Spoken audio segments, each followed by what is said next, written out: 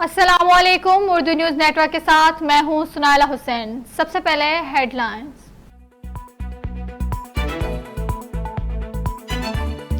Chairman Peoples party Bilawal Bhutto Zardari कहते हैं मुल्क की सियासत में अब वो मजा नहीं आ रहा। पीपल्स पार्टी के लिए कभी लेवल प्लेइंग थी ही नहीं।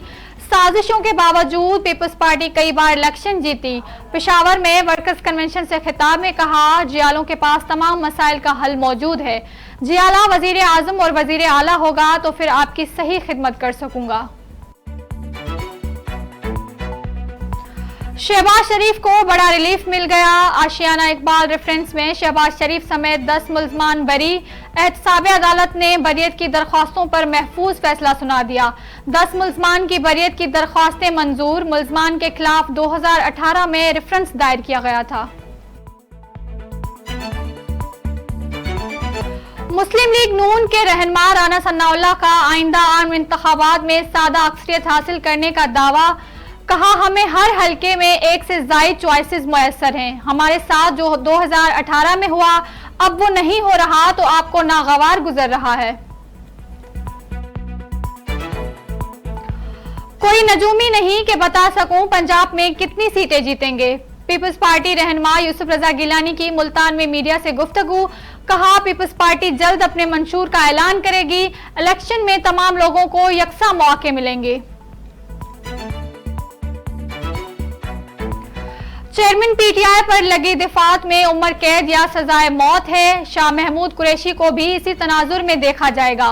बिलाशुबा जमानत सजा रोकना नहीं। इस्लामाबाद हाई कोर्ट के चीफ जस्टिस आमिर फारूक ने साइफर केस में साबिक वजीर खारजा की जमानत मुस्तरद करने का तफसीली फैसला जारी कर दिया। साबिक वजीर आजम नवाज शरीफ से अमरीकी सफीर डोनाल्ड ब्लूम की मुलाकात। मुल्क की सियासी और समाजी सूरत हाल, पाक अमरीकी ताल्लुकात पर तबादला ख्याल, तजारत, मईशत, मौसमियाती तब्दीलियों और इलाकाई सलामती इस्तेहकाम पर भी बातचीत।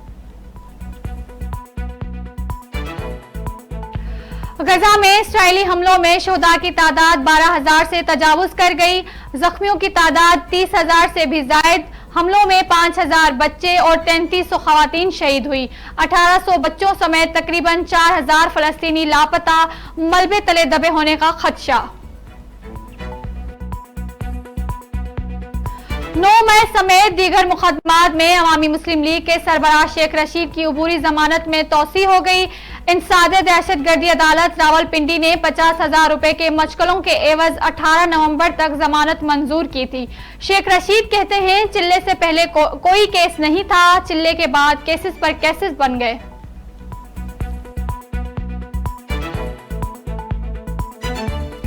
साबिक सदर आसिफ अली जरदारी का गजा में इसराइली जारहियत के खात्मे के लिए बरतानिया से मुसालती किरदार अदा करने पर जोर। पाकिस्तान पीपल्स पार्लियामेंट के सदर बरतानवी हाई कमिश्नर जेन मैरिट से मुलाकात। डेविड कैमरून के वजीर खारजा बनने पर मुबारकबाद दी। दो तरफा ताल्लुकात के फरोग पर भी बातचीत।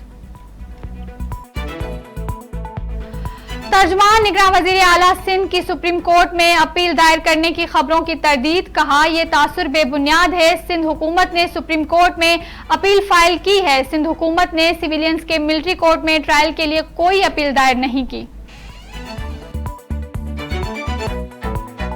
कराची को तबाही के दिहाने पर ला खड़ा करने वालों का हिसाब वक्त आ चुका। एमक्यूएम पाकिस्तान के senior deputy convener doctor Farooq Sattar का पीपल्स पार्टी को करारा जवाब। कहते हैं अगर एमक्यूएम मुर्दा घोड़ा है, दफन हो गई है तो तुम्हारे पेट में मरोड़ क्यों है? तुम्हें तो शादियाना बजाने चाहिए, जश्न मनाना चाहिए। अवामी दबाव ने अपना असर दिखा दिया। कैनेडा वजीर आजम को भी गजा में इसराइल के सफाकाना और वहशतनाक हमलों के नतीजे में पैदा होने वाला इंसानी अलमिया नजर आने लग गया। गजा में रुमाना होने वाले इंसानी अलमिया दिल को दहला देने वाला है। तमाम मासूम जानों की कीमत बराबर है। इंसाफ की कीमत तमाम फलस्तीनी शहरियों का मुसलसल तकलीफ नहीं हो सकती।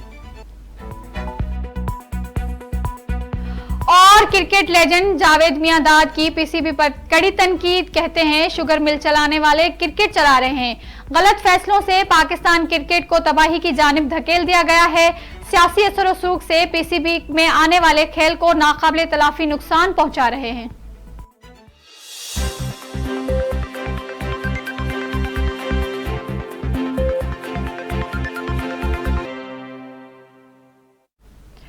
हेडलाइंस आपने मुलाहिजा की। खबरों की तफसील इस ब्रेक के बाद हमारे